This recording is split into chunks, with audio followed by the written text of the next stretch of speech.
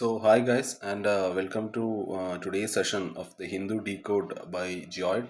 അപ്പോൾ നമ്മൾ ഇന്ന് എടുത്തിരിക്കുന്ന ഫസ്റ്റ് ടോപ്പിക്ക് ഈ strategy fuelled by vision powered by energy.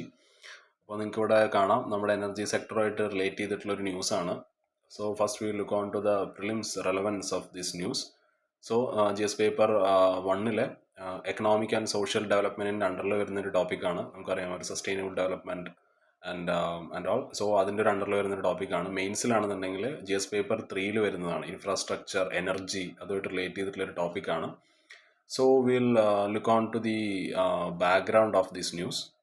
So നമുക്കറിയാം ഇന്ത്യ എന്ന് പറയുന്നത് India is now the 4th biggest economy in the world.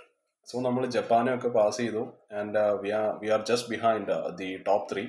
So top 3 നമ്മുടെ മുന്നിൽ നിൽക്കുന്നത് US-ഉം ചൈനയും ജർമ്മനിയാണ്. സോ ഇന്ത്യയുടെ എക്കോണമി എന്ന് പറയുന്നത് it has grown a lot since 2014. നമ്മൾ GDP-യുടെ കാര്യം എടുക്കുകയാണെന്നുണ്ടെങ്കിൽ it has more than doubled and ഇപ്പോൾ അത് 4.3 ട്രില്യൺ ആണ് അല്ലേ. സോ ഇന്ത്യ എന്ന് പറയുന്നത് India is growing very faster than any other big country എന്ന് നമുക്ക് പറയാൻ സാധിക്കും. വേറെ ഏത് രാജ്യത്തിനേക്കാളും കൂടുതലായിട്ട് നമുക്കിപ്പോൾ ഗ്രോ ചെയ്യാൻ സാധിക്കുന്നുണ്ട്. ഈ ഒരു കഴിഞ്ഞ കുറച്ച് മാസങ്ങളിലായിട്ട് നമ്മുടെ എക്കോണമി 6.7% ആണ് ഗ്രോ ചെയ്തത് and it is fastest among major economies. So ഈ ഒരു ഗ്രോത്ത് ഇപ്പോൾ നമ്മൾ പറഞ്ഞു ഇത്രയും ഗ്രോത്ത് ഉണ്ടായി, അല്ലെങ്കിൽ ഇപ്പോൾ ടോപ്പായിട്ടുള്ള രാജ്യങ്ങളെക്കാളും നന്നായിട്ട് നമ്മുടെ എക്കണോമീസിന് ഇപ്പോൾ പ്രവർത്തിക്കാൻ കഴിയുന്നുണ്ട്.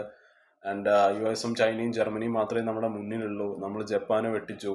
ആൻഡ് ഈ ഒരു growth it didn't happen by a chance. Okay, ഇത് ഒരു 10 വർഷത്തോളം നീണ്ടു നിൽക്കുന്ന നമ്മുടെ ആ ഒരു പ്ലാനിങ്ങിൻ്റെയും നമ്മുടെ ഒരു വർക്കിൻ്റെയും റിസൾട്ടായിട്ടാണ് നമുക്ക് ഈ ഗ്രോത്ത് കാണാൻ സാധിക്കുന്നത്. ഓക്കെ, നമ്മൾ നമ്മുടെ റൂൾസും കാര്യങ്ങളൊക്കെ ഇമ്പ്രൂവ് ചെയ്യുന്നുണ്ട് and we are building a stronger system and self reliance എന്നുള്ളത് നമ്മളിപ്പോൾ we are encouraging self reliance അല്ല, like making more things in India. So അതാണ് ഈ ഒരു ന്യൂസിൻ്റെ ഒരു കോണ്ടെക്സ്റ്റ് ആയിട്ട് നമുക്ക് പറയാനുള്ളത്. സോ നമ്മൾ ഇന്ത്യയുടെ ഒരു എനർജി സെക്ടറുടെ കാര്യം എടുക്കുകയാണെന്നുണ്ടെങ്കിൽ നമുക്ക് പറയാൻ പറ്റും like where India stands today. അതായത് ഇപ്പോൾ എനർജിയും ഓയിലിൻ്റെ കാര്യം എടുക്കുകയാണെങ്കിൽ വേൾഡിൽ എനർജിയും ഓയിലും യൂസ് ചെയ്യുന്ന 3rd ബിഗ്ഗസ്റ്റ് യൂസറാണ് നമ്മൾ. ഓക്കെ, എനർജിയും അതേപോലെ ഓയിലും. ഇനി നമ്മൾ ക്രൂഡ് ഓയിൽ അല്ലെങ്കിൽ നമുക്ക് വേറൊരു പരിപാടി കൂടി ഉണ്ട് കൂടുതലായിട്ട്. നമ്മൾ ക്രൂഡ് ഓയിലൊക്കെ വാങ്ങിച്ചിട്ട് അതിനെ ഫ്യൂവലാക്കിയിട്ട് പ്രോസസ്സ് ചെയ്തിട്ട് നമ്മൾ കയറ്റി അയക്കുന്നുണ്ട്. So we are 4th biggest refiner. Okay, നമ്മൾ 4th ബിഗ്ഗസ്റ്റ് റിഫൈനറാണ്. നമ്മൾ ക്രൂഡ് ഓയിൽ പ്രോസസ്സ് ചെയ്തിട്ട് അതിന് ഫ്യൂവലാക്കും. ആൻഡ് ഇപ്പോൾ LNGയുടെ കാര്യം എടുക്കുകയാണെന്നുണ്ടെങ്കിൽ we are 4th largest importer of LNG. നമുക്കറിയാം ലിക്വിഫൈഡ് നാച്ചുറൽ ഗ്യാസിൻ്റെ ലോകത്തിൽ വെച്ച് 4ാമത്തെ ഏറ്റവും ലാർജസ്റ്റ് ഇമ്പോർട്ടറാണ് ഇന്ത്യ എന്ന് പറയുന്നത്. ആൻഡ് 2047 കൂടിയിട്ട് 2047 കൂടിയിട്ട് നമ്മുടെ ഈ ഒരു എനർജി യൂസ്, ഇന്ത്യയുടെ energy use it will grow to 2.5 times അത് ഗ്രോ ചെയ്യും എന്നാണ് നമ്മൾ പ്രതീക്ഷിക്കുന്നത്. അതേപോലെ തന്നെ we'll add 25% to the world's new energy demand. ഇന്ത്യയുടെ ഒരു 4-part എനർജി പ്ലാൻ എന്താന്ന് വെച്ചാൽ we use many energy sources. Okay, and we are buying energy from different countries.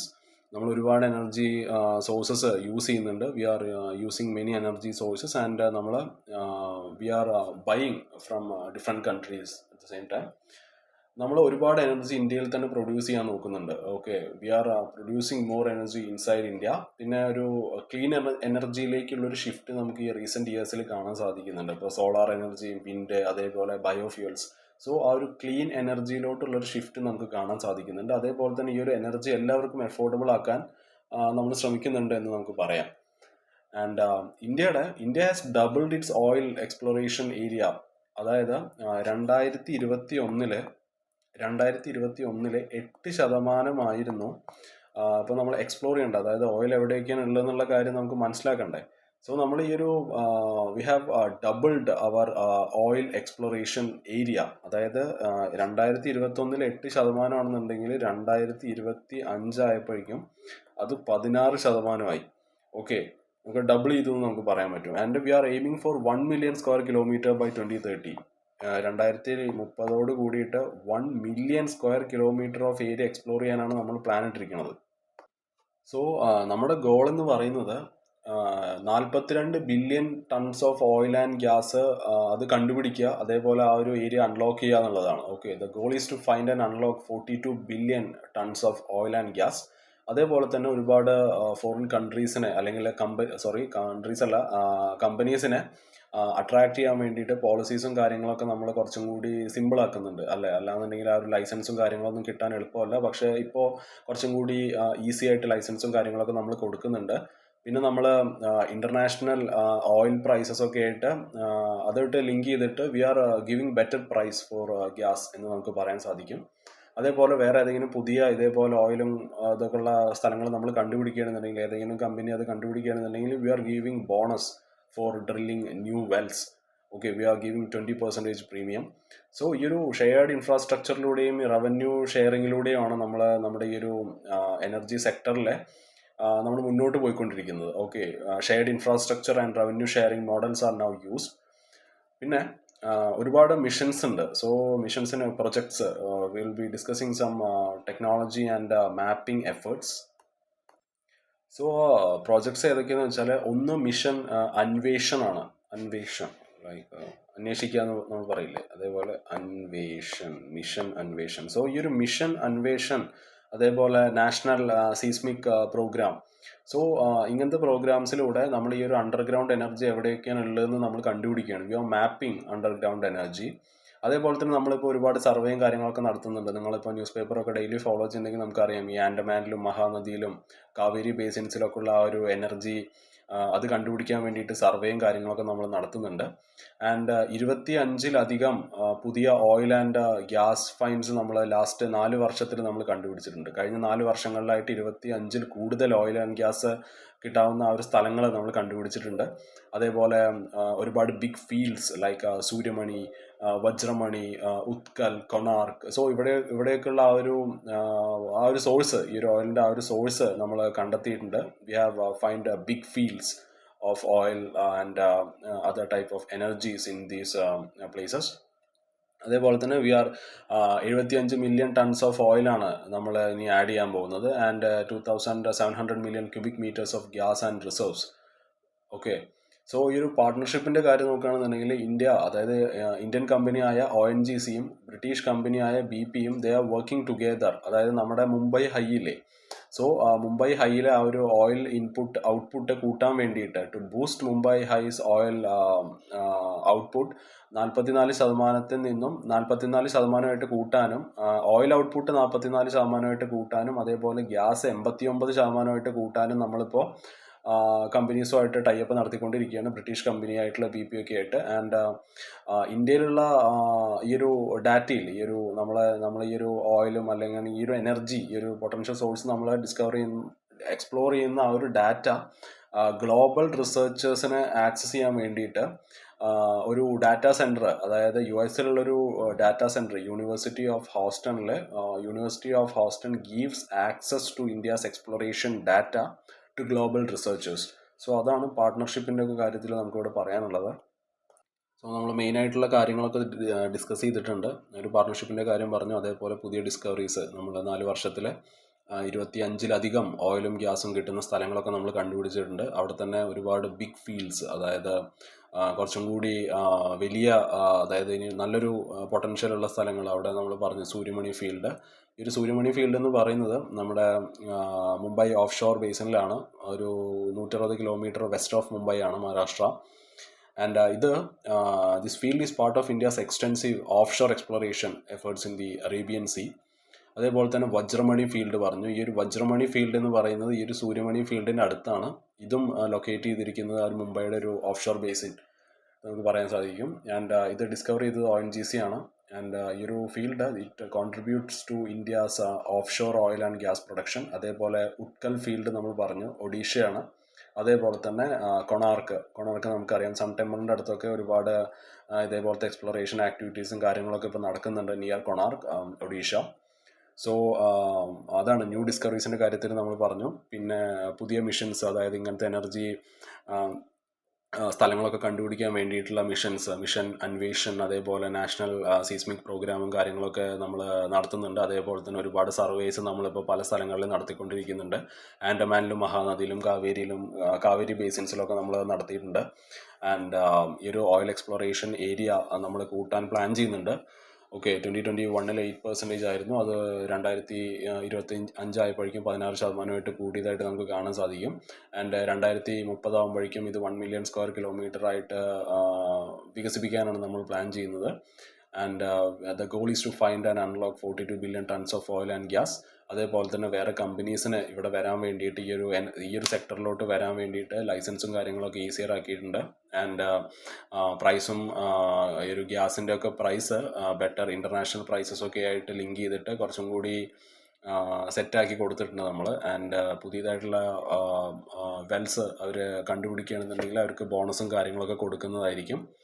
And നമ്മളിപ്പോൾ ഒരുപാട് എനർജി സോഴ്സസ് നമ്മൾ യൂസ് ചെയ്യുന്നുണ്ട്. And we are buying from different countries at the same time. And നമ്മളൊരുപാട് energy ഇന്ത്യയിൽ തന്നെ produce ചെയ്യുന്നുണ്ട്. And നമ്മൾ കുറച്ചും കൂടി ക്ലീനർ എനർജിയിലോട്ടുള്ള ഷിഫ്റ്റ് നമുക്ക് കാണാൻ സാധിക്കും. Solar, wind and biofuels. And we R keeping energy more affordable for every one. So 2047 കൂടിയിട്ട് ഇന്ത്യയുടെ ആ ഒരു എനർജി യൂസ് 2.5 ടൈംസ് ആയിട്ട് കൂടും എന്നാണ് നമ്മൾ പ്രതീക്ഷിക്കുന്നത്. And will add 25% of worlds new energy demand. So India എവിടെയാണ് നിൽക്കുന്നത് എന്നുള്ള കാര്യം നമ്മൾ നോക്കി. LNGയുടെ കാര്യത്തിലാണെന്നുണ്ടെങ്കിൽ നമ്മൾ വേൾഡിലെ നാലാമത്തെ ലാർജസ്റ്റ് ഇമ്പോർട്ടറാണ്. അതേപോലെ തന്നെ നമ്മൾ റിഫൈനിങ്ങിൻ്റെ കാര്യം നോക്കുകയാണെങ്കിൽ നമ്മൾ വേൾഡ് ഫോർത്താണ്. We are fourth biggest refiner. നമ്മൾ ക്രൂഡ് ഓയിലും കാര്യങ്ങളൊക്കെ ഫ്യൂൽസ് ആക്കിയിട്ട് മാറ്റുന്നുണ്ട്. എന്നിട്ടത് ബാക്കിയുള്ള രാജ്യങ്ങൾക്കൊക്കെ കൊടുക്കുന്നുണ്ട്. And we are third biggest user of energy and oil in the world.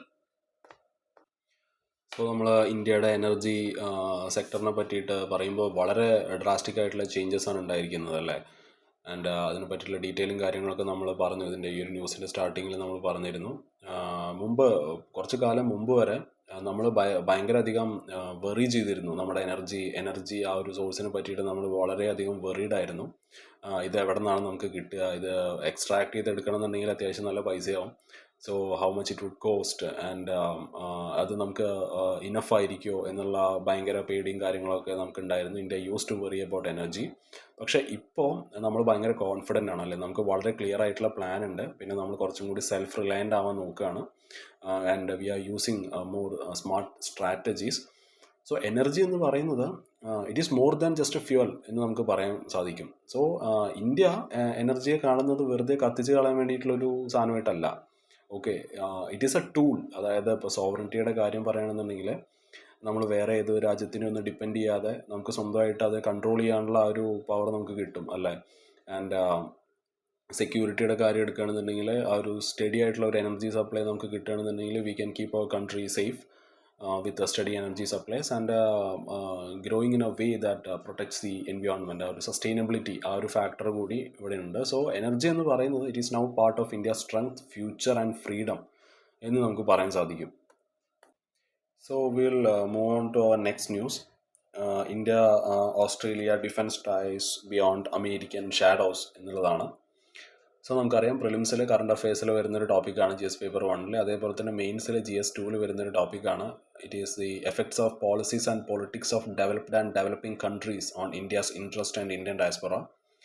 So ഈ ഒരു ന്യൂസിൻ്റെ ബാക്ക്ഗ്രൗണ്ട് നോക്കുമ്പോൾ നമുക്ക് മനസ്സിലാക്കാൻ കഴിയുന്നത്, അപ്പോൾ നമ്മുടെ ഡൊണാൾഡ് ട്രംപ് ഇനിയും US പ്രസിഡൻ്റായിട്ട് വരികയാണെന്നുണ്ടെങ്കിൽ US വേറൊരു അവരുടെ ഒരു മെയിൻ സ്വഭാവമുണ്ട്. അതായത് അവർക്ക് ബെനിഫിറ്റ് ചെയ്യുന്ന ആൾക്കാരെ മാത്രമേ അവർ സഹായിക്കുള്ളൂ.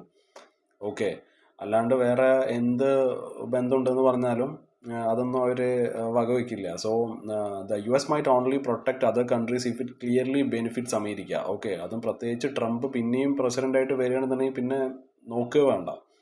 സോ അപ്പോൾ ഇതൊക്കെ ഇങ്ങനെ ഈ ഒരു അമേരിക്കയുടെ ഇങ്ങനെയുള്ളൊരു പ്രത്യേക സ്വഭാവം കാരണം ചില countries they are very unsure.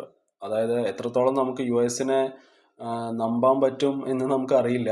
So we are much unsure about how much we can relay on US help in the future. So അതുകൊണ്ട് ഇന്ത്യ ഓസ്ട്രേലിയ ആ ഒരു ഗ്രോയിങ് പാർട്ട്ണർഷിപ്പ് ഇതുകൊണ്ട് തന്നെ ഇതൊരു ഫാക്ടറാണ് നമ്മുടെ ഈ ഒരു പാർട്ട്ണർഷിപ്പ് കൂടാൻ വേണ്ടിയിട്ട്. So we will discuss about that. And ഈ ഒരു ചേഞ്ച് കാരണം നമ്മൾ പറഞ്ഞില്ലേ, ഈ ഒരു അമേരിക്കയുടെ ഈ ഒരു പ്രത്യേക സ്വഭാവ സവിശേഷത കാരണം ഇന്ത്യയും ഓസ്ട്രേലിയയും we are seeing a chance to work more closely. അതായത് പ്രത്യേകിച്ച് ആ ഒരു സെക്യൂരിറ്റിയിലും ഡിഫൻസിലും ഒക്കെ കുറച്ചും കൂടി അടുത്ത് വർക്ക് ചെയ്യാൻ നമ്മളിപ്പോൾ നോക്കിക്കൊണ്ടിരിക്കുകയാണ്. നമുക്കറിയാം ചൈന നമ്മുടെ ഈ ഒരു റീജിയണിൽ, ഏഷ്യയിൽ it is becoming more aggressive അല്ലേ. സോ നമ്മൾ ഇന്ത്യ ആണെങ്കിലും ഓസ്ട്രേലിയ ആണെന്നുണ്ടെങ്കിലും നമ്മൾ ഫേസ് ചെയ്യുന്നത് സിമിലർ പ്രോബ്ലമാണ്, പ്രത്യേകിച്ച് ചൈനയുടെ issue. So we want to make sure that we can protect our own countries and അവിടെ ആ ഒരു ഏരിയയിൽ പീസും സ്റ്റെബിലിറ്റിയും ഒക്കെ ആ ഒരു റീജിയണിൽ മെയിൻറ്റെയിൻ ചെയ്യാന്നുള്ളത് നമ്മുടെ ആവശ്യമാണ്. സോ നമ്മുടെ മാത്രമല്ല, നമ്മളിപ്പോൾ ഓസ്ട്രേലിയയുടെ കാര്യം എടുക്കുന്നത് ഓസ്ട്രേലിയയുടെ ആവശ്യമാണ്. ഓക്കെ. സോ ഈ ഒരു US-ൻ്റെ ഈ ഒരു റോള് ഇങ്ങനെ ചേഞ്ച് ചെയ്തുകൊണ്ടിരിക്കുമ്പോൾ India and Australia are stepping up together to take care of their own security എന്നുള്ളതാണ്. സോ ഇനി നമുക്ക് നോക്കാനുള്ളത് എന്തുകൊണ്ടാണ് നമ്മൾ ഓസ്ട്രേലിയ ആയിട്ടുള്ള ടൈപ്പ് കൂട്ടുന്നത്, അതുകൊണ്ട് നമുക്കുള്ള ഉപകാരം എന്താണ് എന്നുള്ളതാണ്. ഒന്ന്, ഓസ്ട്രേലിയയുടെ ആ ഒരു ലൊക്കേഷനാണ് അല്ലേ. ഓസ്ട്രേലിയ കിടക്കുന്നത് എവിടെയാണ്? ആ ഒരു ഇന്ത്യൻ ആൻഡ് പസഫിക് ഓഷ്യൻസിൻ്റെ ഇടയിലാണ്, between the Indian and Pacific ocean. So അത് തന്നെയാണ് മെയിനായിട്ട് നമ്മൾ ഓസ്ട്രേലിയ ആയിട്ടുള്ള ആ ഒരു ടൈപ്പ് കൂട്ടാൻ കാരണം അതാണ്. Which helps India reach further by sea. അത് നമ്മുടെ നേവൽ ഗോൾസിനെയും അതേപോലെ സപ്പോർട്ട് ചെയ്യുന്നുണ്ട്. പിന്നെ ഓസ്ട്രേലിയൻ മിലിറ്ററിയുടെ കാര്യം എടുക്കുകയാണെന്നുണ്ടെങ്കിൽ അവർക്ക് ഒരുപാട് എക്സ്പീരിയൻസ് ഉണ്ട്. ഈ ഒരു Australian military they have work with other countries. And പിന്നെ ഇവിടെ മെയിനായിട്ട് ഈ ഒരു ഓസ്ട്രേലിയൻ മിലിറ്ററിയുടെ കാര്യം നമ്മൾ പറയുമ്പോൾ പറയാനുള്ളത് നമ്മുടെ ഇന്ത്യൻ ജെറ്റുകളില്ലേ, ഇന്ത്യൻ ജെറ്റ്സിന് കുറച്ചും കൂടി കൂടുതൽ, അതായത് കുറച്ചും കൂടി നമുക്ക് ഇന്ധനം വേണമല്ലോ ഫ്ലൈ ചെയ്യാൻ. സോ നമുക്ക് ഒരുപാട് ഡിസ്റ്റൻസ് പോകാൻ ഇന്ധനം ആവശ്യമാണ്. സോ എങ്ങാനും നമ്മുടെ ഇന്ധനം കുറച്ച് കുറയുകയാണെന്നുണ്ടെങ്കിൽ ഓസ്ട്രേലിയൻ പ്ലെയിൻസ് വന്നിട്ട് നമ്മുടെ ഇന്ത്യൻ ജെറ്റ്സിന് റീഫ്യൂൽ ചെയ്യാനുള്ള സെറ്റപ്പ് നമ്മളിപ്പോൾ ഓസ്ട്രേലിയയായിട്ട് ഉണ്ടാക്കിയിട്ടുണ്ട്. Okay. Australian planes refuel Indian jets in the air. So this will help Indian aircraft fly a longer distance എന്നുള്ളതാണ്. സോ അത് വളരെ ഇമ്പോർട്ടൻ്റ് ആയിട്ടുള്ളൊരു പരിപാടിയല്ലേ. പിന്നെ അതേപോലെ തന്നെ working together in the region. അതായത് ഓസ്ട്രേലിയയ്ക്ക് ഈ ഒരു അവിടെയുള്ള ഒരു പസഫിക് ഐലൻഡ് നേഷൻസ് ഇല്ലേ, അവരുമായിട്ട് വളരെ സ്ട്രോങ് റിലേഷൻഷിപ്പ് ഉണ്ട് ഓസ്ട്രേലിയയ്ക്ക്. ഇപ്പോൾ ഒരു പസഫിക് അവിടെയുള്ള ഐലൻഡ്സിൽ നോക്കുകയാണെന്നുണ്ടെങ്കിൽ നമുക്ക് ഫിജി, അതേപോലെ Solomon Island, Papua New Guinea, Micronesian, Marshall Islands ഒക്കെ ഉണ്ട്. സോ ഈ ഐലൻഡ്സ്, ഈ ഒരു സ്ഥലം എന്തുകൊണ്ടാണ് മാറ്റർ ചെയ്യുന്നത് ചോദിച്ചാൽ ഒന്ന് അവരുടെ ലൊക്കേഷനാണ്. Okay. They are located in a strategic part of the Pacific. അത് ഒരേപോലെ military which is very important for military access and sea routes. അതായത് ഓസ്ട്രേലിയ ആണെന്നുണ്ടെങ്കിലും US ആണെന്നുണ്ടെങ്കിലും ചൈനയാണെന്നുണ്ടെങ്കിലും ആ ഒരു ഏരിയയിൽ അവർക്കുള്ള ഇൻഫ്ലുവൻസ് കൂട്ടിക്കൊണ്ടിരിക്കുകയാണ് ഇപ്പോൾ ഈ അടുത്തായിട്ട്. ആൻഡ് ഇന്ത്യയുടെ കാര്യം എടുക്കുകയാണെങ്കിൽ India is also growing it's engagement അല്ലേ വിത്ത് ദീസ് നേഷൻസ് ത്രൂ ഡിപ്ലോമസിയിലൂടെ ആണെങ്കിലും മറ്റ് എയ്ഡുകൾ കൊടുത്തിട്ടാണെങ്കിലും ഡെവലപ്മെൻറ്റ് പ്രൊജക്ട്സിലൂടെ ആണെന്നുണ്ടെങ്കിലും നമ്മൾ ഈ ഈ ഐലൻഡ് നേഷൻസിനെ നമ്മൾ വേണ്ട സഹായം കൊടുത്തിട്ട് നമ്മൾ അവിടെയുള്ള ആ ഒരു ബന്ധവും കാര്യങ്ങളൊക്കെ നമ്മളിപ്പോൾ കൂട്ടിക്കൊണ്ടിരിക്കുകയെന്ന് നമുക്ക് പറയാൻ സാധിക്കും. ഇന്ത്യയും ഓസ്ട്രേലിയയും തമ്മിലുള്ള partnership it is growing very fast nowadays. അതായത് നമ്മുടെ government we are working more closely than India does with നമ്മളിപ്പോൾ വേറെ രാജ്യങ്ങളുടെ കേസ് എടുക്കുകയാണെന്നുണ്ടെങ്കിൽ ആ ഒരു ഏരിയയിലുള്ള രാജ്യങ്ങൾ, ഇപ്പോൾ ജപ്പാനാണെങ്കിലും സൗത്ത് കൊറിയ ആണെങ്കിലും അല്ലെങ്കിൽ ഇപ്പോൾ യൂറോപ്പിൻ്റെ കാര്യം എടുക്കുകയാണെന്നുണ്ടെങ്കിൽ നമ്മൾ അവരെക്കാളും കൂടുതൽ ക്ലോസ് ആയിട്ട് ഇരിക്കുന്നത് ഓസ്ട്രേലിയ ആയിട്ടാണ്. Okay. Our governments are working more closely than India does with Japan, South Korea or Europe right now. So we have built a very strong system to support this. ഇപ്പോൾ ഒരു comprehensive strategic പാർട്ട്ണർഷിപ്പിൻ്റെ കാര്യം എടുക്കുകയാണെന്നുണ്ടെങ്കിൽ ഇത് 2020 തുടങ്ങിയതാണ്. ഇതൊരു long term പ്ലാനാണ്. അതായത് ഇരു രാജ്യങ്ങളും തമ്മിൽ ഡിഫൻസിലും ട്രേഡിലും അതേപോലെ വേറെ ഏത് ഇതിലാണെന്നുണ്ടെങ്കിലും നന്നായിട്ട് ഒപ്പം ചേർന്ന് വർക്ക് ചെയ്യാൻ വേണ്ടിയിട്ടുള്ള ഒരു കോംപ്രിഹെൻസീവ് ആയിട്ടുള്ള ഒരു സ്ട്രാറ്റജിക് പാർട്ട്ണർഷിപ്പ് പ്ലാൻ നമ്മൾ ഉണ്ടാക്കിയിട്ടുണ്ട്. പിന്നെ നമുക്ക് പറയാനുള്ളത് 2+2 മിനിസ്റ്റീരിയൽ ഡയലോഗാണ്. അതായത് 2021 തൊട്ടിട്ട് ഇരു രാജ്യങ്ങളുടെ ഫോറിൻ മിനിസ്റ്റേഴ്സ് ആയാലും ഡിഫൻസ് മിനിസ്റ്റേഴ്സ് ആയാലും they meet together to plan cooperation. Okay. So അതാണ് ഈ ഒരു 2.2 മിനിസ്റ്റീരിയൽ ഡയലോഗ് എന്നതുകൊണ്ട് ഉദ്ദേശിക്കുന്നത്. പിന്നെയുള്ളത് മ്യൂച്വൽ ലോജിസ്റ്റിക് സപ്പോർട്ട് എഗ്രിമെൻ്റ് ആണ്. അതായത് നമ്മുടെ രണ്ട് മിലിറ്ററീസിനും നമ്മുടെ രണ്ട് രാജ്യങ്ങളുടെയും ബേസ് അങ്ങോട്ടും ഇങ്ങോട്ടും യൂസ് ചെയ്യാൻ, okay, use each other's bases and supplies making joint മിഷനൊക്കെ കുറച്ചും കൂടി ഈസി ആക്കാൻ വേണ്ടിയിട്ടുള്ളൊരു പരിപാടിയാണ്. Allow both militaries to use each other's bases and supplies, making joint missions easier. പിന്നെ നേരത്തെ മെൻഷൻ ചെയ്തതുപോലെ ആ ഒരു എയർ ടു എയർ റീഫ്യൂവലിംഗ് ആണ്. അതായത് ഈ ഒരു ന്യൂ ഡീൽ പ്രകാരം ഞാൻ പറഞ്ഞു, ആ ഒരു ഓസ്ട്രേലിയൻ പ്ലെയിൻസ് വരികയും നമ്മുടെ ഇന്ത്യൻ ജെറ്റ്സിൻ്റെ ഇന്ധനം കുറഞ്ഞു പോകണമെന്നുണ്ടെങ്കിൽ അവർ വന്നിട്ട് റീഫ്യൂവൽ ചെയ്തു തരും നമുക്ക്. So which can help India operate further from home. So ഇന്ത്യയും ഓസ്ട്രേലിയയും we are becoming strong defence partners and thanks to the geography and shared goals and smart agreements. So നമ്മൾ ഇന്ത്യയും ഓസ്ട്രേലിയയായിട്ട് ചേർന്നിട്ട് ഒരുപാട് ജോയിൻറ്റ് മിലിറ്ററി എക്സസൈസും കാര്യങ്ങളൊക്കെ നടത്തിയിട്ടുണ്ട്. സോ അവിടെ നമുക്ക് മെയിനായിട്ട് പറയാനുള്ളത് ഒന്ന് ഓസ്ട്രാഹിന്ദാണ്. AUSTRAHIND. ഓസ്ട്രാഹിന്ദ്. ഈ ഒരു ഓസ്ട്രാഹിന്ദ് എന്നുള്ളത് ഇതൊരു ആർമി ഡ്രില്ലാണ്, which is conducted between India and Australia. അതേപോലെ ഓസിൻഡെക്സ്, AUSINDEX, ഇതൊരു നേവൽ എക്സസൈസ് ആണ്. നമ്മുടെ രണ്ട് നേവീസും തമ്മിലും, നമ്മുടെ നേവിയും അവരുടെ നേവിയും തമ്മിലുള്ള ആ ഒരു നേവൽ എക്സസൈസ് ആയിരുന്നു ഈ ഒരു ഓസിൻഡെക്സ് എന്ന് പറയുന്നത്. അതേപോലെ പിച്ച് ബ്ലാക്ക്,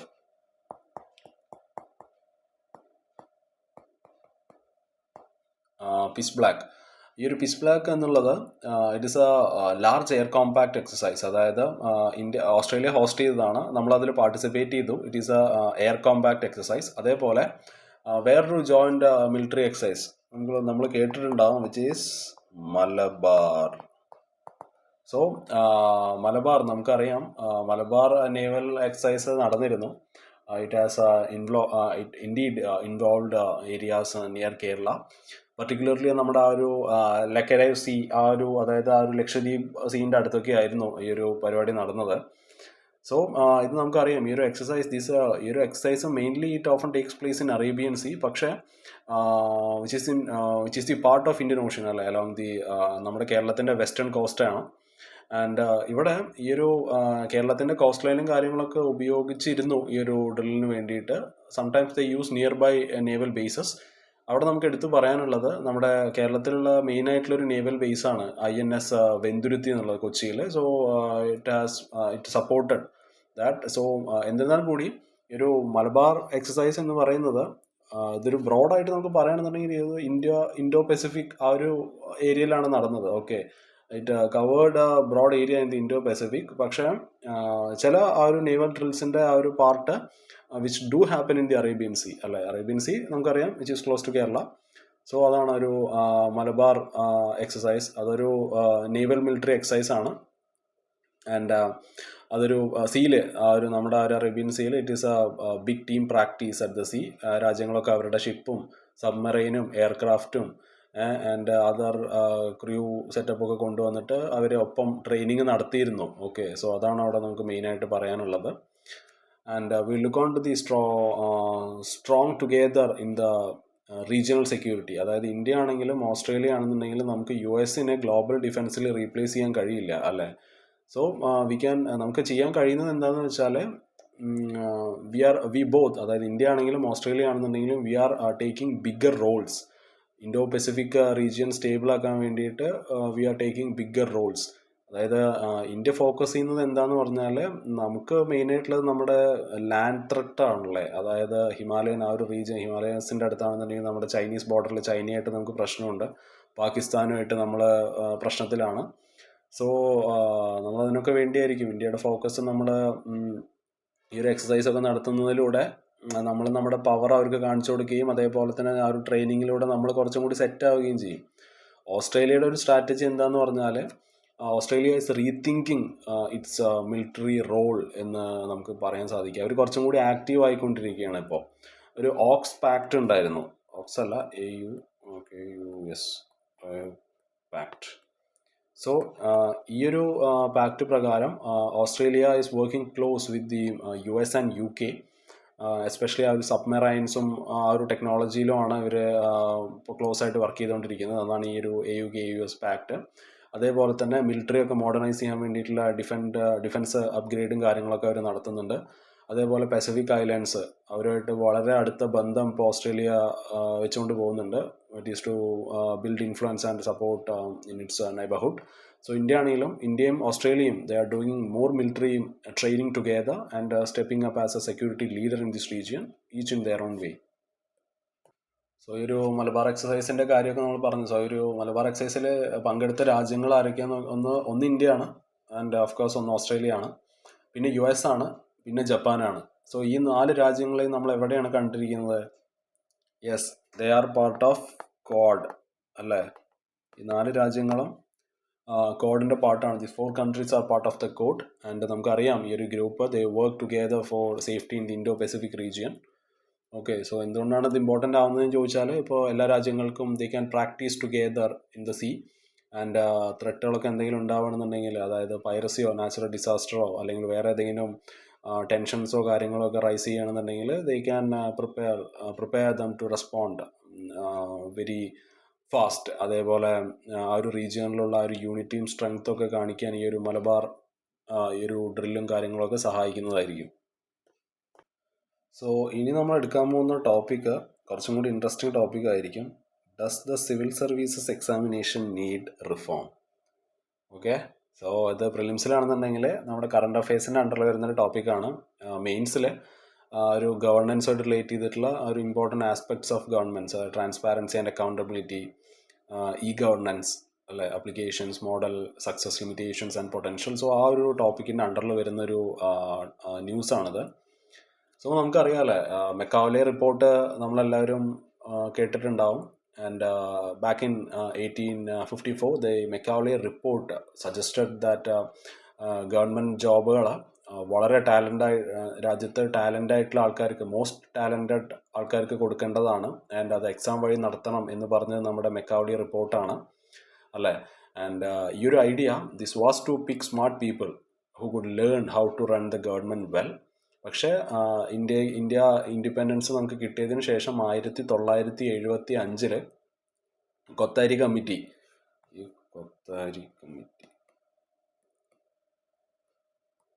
അപ്പോൾ ഈ ഒരു Kothari committee they design the civil service examination, ആ ഒരു സിസ്റ്റം, ആ ഒരു പാറ്റേൺ കൊണ്ടുവന്നത് അവരാണ്. 3 പാർട്ട് ഇപ്പോഴുള്ള പോലെ തന്നെ ആ ഒരു പ്രിലിമിനറി എക്സാം, അത് നമുക്ക് കാൻഡിഡേറ്റ്സിന് ഫിൽട്ടർ ചെയ്യാനാണ്. It is A quick test. അതേപോലെ മെയിൻസ് ആണ് അവിടെ ഒരു ലോങ്ങർ പാർട്ട്, ഒരു ഡീറ്റെയിൽഡ് ആയിട്ടുള്ള റിട്ടേൺ ടെസ്റ്റും ഇൻ്റർവ്യൂ, പേഴ്സണാലിറ്റി, അതേപോലെ ആ ഒരു ജോബിന് വേണ്ട സ്യൂട്ടബിലിറ്റി നോക്കാനാണ്. ഈ ഒരു സിസ്റ്റം തന്നെയാണ് നമുക്കറിയാമല്ലോ. ഇതാണ് it is still followed in India and it is use today to select the best people for government job. So ഇനി എനിക്ക് തോന്നുന്നു നിങ്ങളിൽ പലരും കേട്ടിട്ടുണ്ടാവില്ല, 2011 മുമ്പ് നമ്മുടെ സിവിൽ സർവീസിൻ്റെ പ്രിലിംസിൻ്റെ പാറ്റേൺ എങ്ങനെയായിരുന്നു എന്നുള്ള കാര്യം.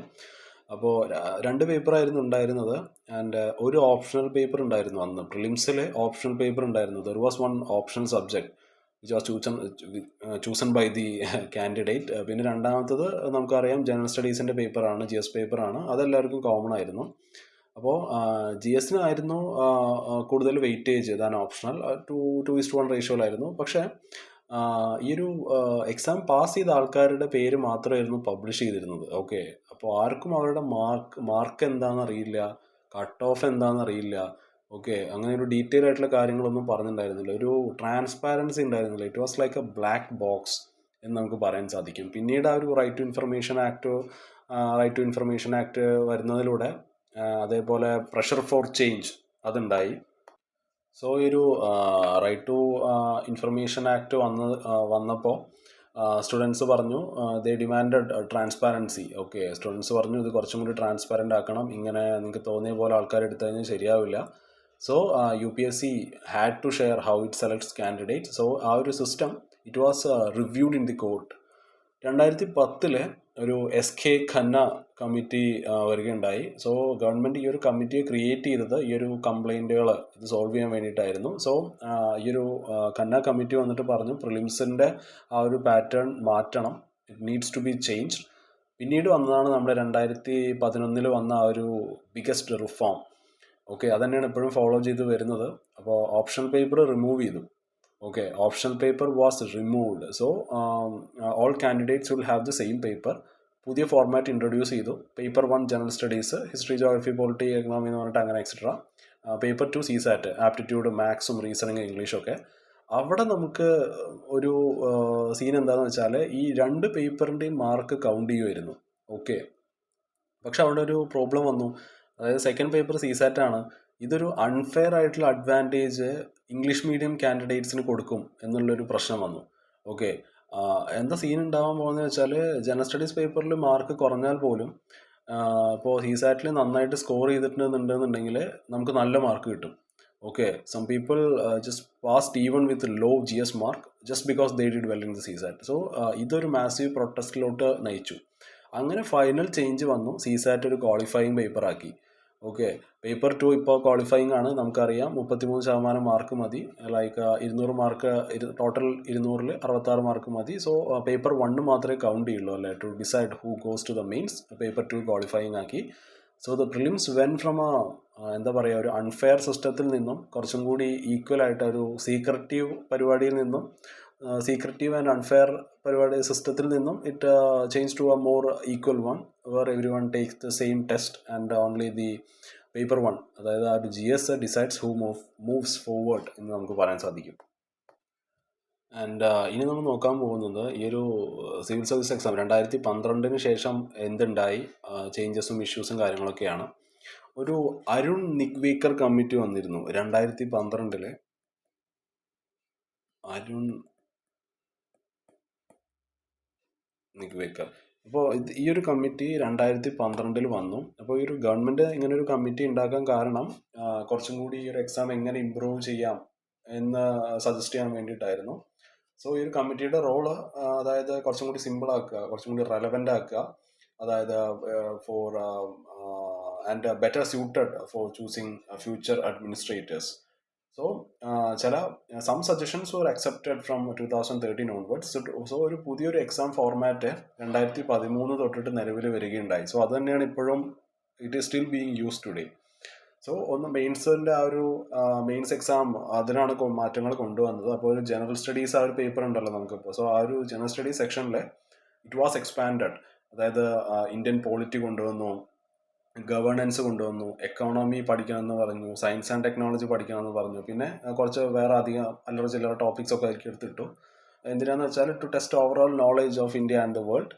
സോ അങ്ങനെ ഒരു പുതിയൊരു എക്സാം ഫോർമാറ്റ് 2013 തൊട്ടിട്ട് നിലവിൽ വരികയുണ്ടായി. പക്ഷേ ഇപ്പോഴും ഒരുപാട് ഇഷ്യൂസ് ഉണ്ട്. അതായത് നമ്മുടെ ഒരു സിസാറ്റ് പേപ്പറിൽ പ്രിലിംസിൽ അതൊന്ന് even though it's just qualifying, പക്ഷെ അത് കുറച്ചും കൂടി എഞ്ചിനീയറിംഗ് സ്റ്റുഡൻസിനും സയൻസ് പഠിച്ചവർക്കും കുറച്ചും കൂടി അത് ഫേവർ ചെയ്യുന്നുണ്ട് അല്ലേ. ഇപ്പോൾ ഹ്യൂമാനിറ്റീസ് ബാക്ക്ഗ്രൗണ്ട് ഉള്ള സ്റ്റുഡൻസിന് അത് കുറച്ചും കൂടി ഡിഫിക്കൽട്ട് ആയിരിക്കും. ഓക്കെ. ഇതാണ് പ്രിലിംസിൻ്റെ പ്രശ്നം. മെയിൻസിൻ്റെ പ്രശ്നം എന്താണെന്ന് ചോദിച്ചാൽ അതായത് കുറച്ചും കൂടി ഷോർട്ടും ഫാക്ച്വലും ആയിട്ടുള്ള ആൻസേഴ്സ് ആണ് better. It often scores better than ഭയങ്കര ഡീപ്പും അല്ലെങ്കിൽ തോട്ട്ഫുൾ ആയിട്ടുള്ള ആൻസേഴ്സിനേക്കാളും കൂടുതൽ ഭയങ്കര ഷോർട്ടും ഫാക്ച്വലും ആയിട്ടുള്ള ആൻസേഴ്സാണ് സ്കോർ ചെയ്യുന്നതായിട്ട് നമുക്ക് കാണാൻ സാധിക്കും. പിന്നെ വളരെ കുറച്ച് ലോങ് ഫോം ക്വസ്റ്റ്യൻസേ ഉള്ളൂ അല്ലേ. So it will be very hard to show ഒരു ക്രിട്ടിക്കൽ തിങ്കിങ്ങും കാര്യങ്ങളൊന്നും നമുക്ക് അവിടെ ചെയ്യാൻ പറ്റില്ല. സോ ഒരുപാട് സ്റ്റുഡൻസ് അവർ പഠിച്ച സാധനമല്ല ഓപ്ഷണൽ സബ്ജക്റ്റ് ആയിട്ട് എടുക്കണത് അല്ലേ. So they are not choosing what they have studied in college and mark കിട്ടാൻ വേണ്ടിയിട്ട് അവർ ഓപ്ഷണൽ സബ്ജക്റ്റും കാര്യങ്ങളൊക്കെ മാറി മാറിയിട്ടാണ് എടുക്കുന്നത്. ഇപ്പോൾ സോഷ്യോളജി ആണെങ്കിലും അല്ല, ഞാനിങ്ങനെ എടുത്ത് പറയുന്നില്ല, പക്ഷേ എന്നാലും കുറച്ചും കൂടി സിമ്പിളായിട്ട് പഠിച്ചെടുക്കാൻ പറ്റുന്ന ഓപ്ഷണൽ സബ്ജക്റ്റ് കുട്ടികൾ എടുക്കുന്നുണ്ട്. ലൈക്ക് ആന്ത്രപ്പോളജി, PSIR, ഓൾ പവാർഡ്, വിച്ചവർ. ഓക്കെ. പഠിച്ച സാധനം അല്ല എടുക്കുന്നത്, അതാണ് പ്രശ്നം. സോ ആ ഒരു റിസൾട്ട് എന്താണ് ഈ ഒരു എക്സാം അപ്പോൾ കുറച്ചും കൂടി ഹാർഡായി അല്ലേ. അത് കുറച്ചും കൂടി പ്രിഡിക്റ്റ് ചെയ്യാൻ കുറച്ചും കൂടി സീനായി. ആൻഡ് ഒരുപാട് വർഷത്തെ എഫേർട്ട്, ഭയങ്കര സീരിയസ് ആയിട്ടുള്ള എഫേർട്ട് വേണം. അതേപോലെ it requires a very high amount of time and energy, high cost of time and energy. അതേപോലെ ചില ബാക്ക്ഗ്രൗണ്ടിൽ നിന്ന് വരുന്ന ആൾക്കാരെ unfairly it favours certain backgrounds and leads to less focus on true subject knowledge എന്ന് പറയാൻ സാധിക്കും. സോ ഈ ഒരു UPSC exam it has improved since 2013. പക്ഷേ എന്നിരുന്നാൽ കൂടി it has still fairness and quality issues എന്ന് നമുക്ക് പറയാൻ കഴിയും. അതായത് എസ്പെഷ്യലി ഫോർ ഹ്യൂമാനിറ്റി സ്റ്റുഡൻസ്.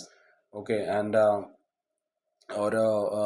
ഒരു ഇൻഡെപ്തും അതേപോലെ ആ ഒരു തിങ്കിങ് അതാണ് ടെസ്റ്റ് ചെയ്യേണ്ടതെങ്കിൽ അങ്ങനത്തെ ആൾക്കാർക്ക് those who want to be tested on depth and thinking അവർക്ക് അതൊരു ചിലപ്പോൾ it still has fairness and quality issues എന്ന് നമുക്ക് പറയാൻ സാധിക്കും, especially for students from humanities background and those who want to be tested on depth and thinking. Okay, not just memorized facts. പിന്നെ suggested changes എന്തൊക്കെയാണെന്ന് വെച്ചാൽ ഇവിടെ propose changes to the proposed change to UPSC mains examination, ആ ഒരു ടോപ്പിക്കിൽ നമ്മൾ നോക്കുമ്പോൾ അവിടെ നമുക്ക് പറയാനുള്ളത് ഒരുപാട് ഓപ്ഷണൽ സബ്ജക്റ്റ് ഉണ്ട് അല്ലേ. സോ ആ ഒരു ഓപ്ഷണൽ സബ്ജക്റ്റിൻ്റെ പേപ്പർ റിമൂവ് ചെയ്യുക എന്നുള്ളതാണ്. അതായത് ഒരുപാട് സബ്ജക്റ്റ് നിന്ന് ഏതെങ്കിലും ഒന്ന് ചൂസ് ചെയ്ത് ആ ഒരു പരിപാടി, ആ ഒരു സെറ്റപ്പ് മാറ്റുക, പിന്നെ വേറെ പുതിയ 2 പേപ്പർ ഇൻട്രൊഡ്യൂസ് ചെയ്യുക. ഓക്കെ, റീപ്ലേസ് ദം വിത്ത് 2 ന്യൂ പേപ്പേഴ്സ്. ഒന്ന് ഗവർണൻസിലും ഒന്ന് പബ്ലിക് പോളിസിയിലും കൂടിയിട്ട് ആ ഒരു 2 പേപ്പേഴ്സ് കൊണ്ടുവരിക. അപ്പോൾ ഈ ഗവർണൻസ് പഠിക്കുന്നതിലൂടെ എങ്ങനെയാണ് ഗവൺമെൻറ് വർക്ക് ചെയ്യുന്നതെന്ന് നമുക്ക് മനസ്സിലാവും. അതേപോലെ പബ്ലിക് പോളിസി പഠിക്കുന്നതിലൂടെ how rules and laws are made and applied എന്ന് മനസ്സിലാവും. കാരണം അത് അങ്ങനെ കൊണ്ടുവരണമല്ലേ, അല്ലാണ്ട് വേറെ ഒരുപാട് ഓപ്ഷണൽ സബ്ജക്റ്റുകളിൽ ഏതെങ്കിലും ഒരെണ്ണം എടുത്തിട്ട് പഠിച്ചിട്ട് ആ ഒരു പരിപാടി മാറ്റിയിട്ട് വേണ്ട കാര്യങ്ങൾ പഠിക്കാൻ പറഞ്ഞാൽ പോരെ. അത് കൊണ്ടുവരുന്നതാണ് എൻ്റെ ഒരു പേഴ്സണൽ അഭിപ്രായം. കാരണം ഞാൻ പബ്ലിക് അഡ്മിനിസ്ട്രേഷനാണേ, അപ്പോൾ നമുക്കൊക്കെ ഇത്തിരി ഗുണമായിരിക്കും. സോ വൈ ദിസ് ചേഞ്ച് എന്ന് ചോദിച്ചാൽ ഒരു മെമ്മറൈസേഷൻ എന്നുള്ളതിനുപരി കുറച്ചും കൂടി ഒരു അനലിറ്റിക്കൽ തിങ്കിങ് കൊണ്ടുവരാൻ സാധിക്കും അല്ലേ. അപ്പോൾ ഫ്യൂച്ചർ അഡ്മിനിസ്ട്രേറ്റേഴ്സ് ആണ്. So it can check if candidates understand real world problems. Okay, അപ്പോൾ അതൊക്കെ മനസ്സിലാക്കാൻ ഇങ്ങനെയുള്ള പേപ്പേഴ്സിന് സാധിക്കും. ആൻഡ് അതിനൊരു ബിഗ് ഗോൾ എന്താണെന്ന് വെച്ചാൽ a complete update of the exam pattern എന്നുള്ളതാണ്. So it better fits the need of modern governance. So ഈ ഒരു this idea is to focus less on optional subject. Okay, optional സബ്ജക്റ്റിലുള്ള ആ ഒരു focus കുറച്ചിട്ട് ഈ ഒരു മോഡേൺ ഗുഡ് ഗവർണൻസിലുള്ള ആ ഒരു സ്കില്ല് കൂട്ടുക. Okay, more on skill needed for good governance like analysis and policy making എന്നുള്ളതാണ് suggestion. So that's it guys. അപ്പോൾ നമ്മൾ ഇന്ന് ഈ ഒരു 3 ന്യൂസ് എടുത്തിട്ട് നിർത്തുകയാണ്. ഓക്കെ, സോ പേപ്പറൊക്കെ വായിക്കുക, എന്നിട്ട് നല്ലൊരു അണ്ടർസ്റ്റാൻഡിങ് ഉണ്ടാക്കുക, എന്നിട്ട് ക്ലാസ് കണ്ടു കഴിഞ്ഞാൽ കുറച്ചും കൂടി ഹെൽപ്ഫുൾ ആയിരിക്കും എന്ന് ഞാൻ വിശ്വസിക്കുന്നു. Okay, bye, have a nice day.